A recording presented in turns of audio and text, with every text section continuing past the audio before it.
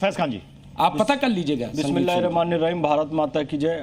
आदरणीय जज महोदय, आपकी अनुमति से एक सवाल मैं इनसे करना चाहता हूं। पहली बात तो हमको अपने अंदर सुधार करना चाहिए। जब भी कोई प्रगतिशील मूल्य की बात आती है तो मुस्लिम समाज का कुछ कट्टरपंथी वर्ग उसका विरोध करता है, ये सत्य है। और मोदी जी ने बहुत सारी प्रगतिशील चीजें लाई भी हैं और कट्टरपंथियों की ओर से उसका विरोध भी हुआ है। संगीत सोम भैया, डेमोग्राफी चेंज वाली आपकी जो बात है उससे मैं सहमत हूं। मैं खुद राष्ट्रवादी मुसलमान हूं और मैं खुद चिंतित हूं इसके लिए। जहां ईसाई बहुसंख्यक हुए क्या हुआ, जहां मुस्लिम बहुसंख्यक हुए क्या हुआ, पाकिस्तान बन गया Bangladesh. I am agree with this point. बस एक मेरा आपसे निवेदन है, आग्रह है और सलाह भी है, इसको माना जाए भैया, सोचा जाए, क्योंकि हम लोग राष्ट्रवादी लोग हैं। भारत के किसी हिस्से में डेमोग्राफी चेंज हुई, ये शब्दावली ठीक है, या मुस्लिम बढ़ गए ये भी ठीक है, ईसाई बढ़ गए ये भी ठीक है, लेकिन भारत के किसी हिस्से को हम मिनी पाकिस्तान कह दें तो उनकी मदद नहीं कर रहे हैं क्या हम लोग? तो हमको थोड़ा सा इसमें सुधार करना चाहिए। इस पर थोड़ा सा मुझे केवल एक बात बता दीजिए कि जिस टाइम भारत और पाकिस्तान का बंटवारा हुआ, क्या किसी देश के हिंदू ने यह मांग की थी कि हमें बंटवारा करना है, हमें बंटवारा चाहिए? ये मांग किसकी थी? ये मुसलमान की मांग थी कि हम हिंदू के साथ नहीं रह सकते। केवल शब्द भैया, मेरा ये निवेदन मैं बता, आप समझ लिए।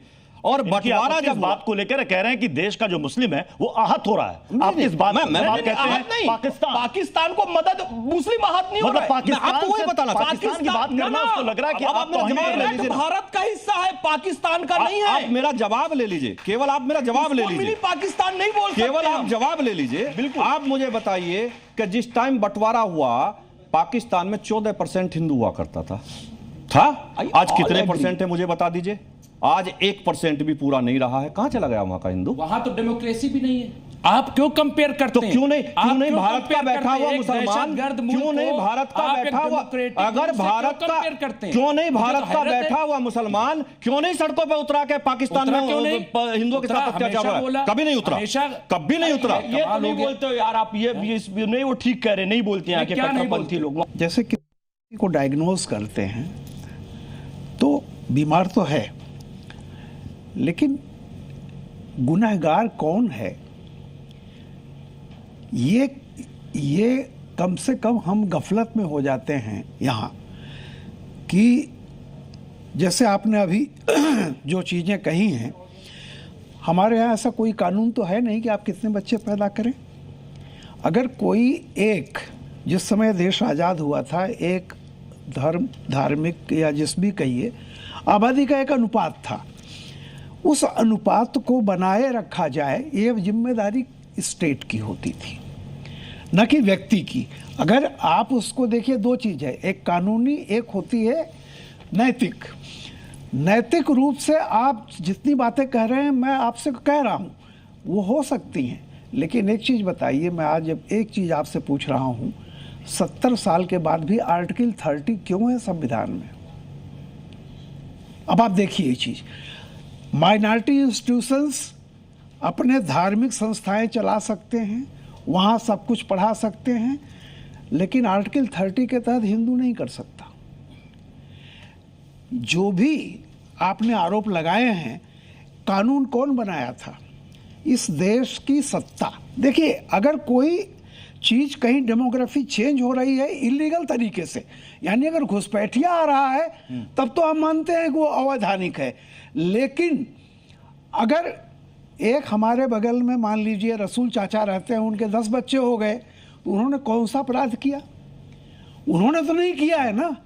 तो मेरा ये कहना है कि 47 से 52 में पहला इलेक्शन हुआ था, वहाँ से लेकर के आज तक जिस तरह की वोट के लिए एक अपीजमेंट की पॉलिसी इस देश में चलाई गई है, उसके लिए हम खुद जिम्मेदार हैं।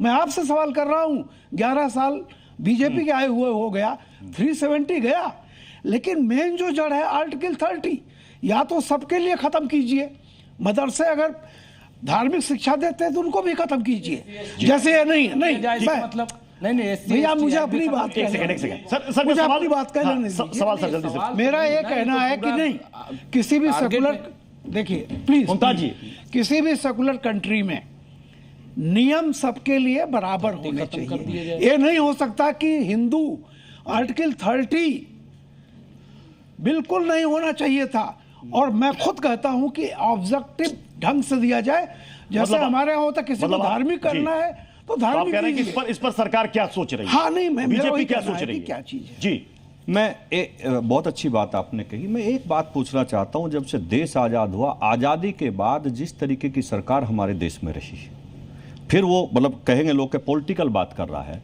जो सरकार रही उस सरकार के आप इतिहास उठा के देख लीजिए कि उसने क्या क्या क्या क्या क्या क्या किया।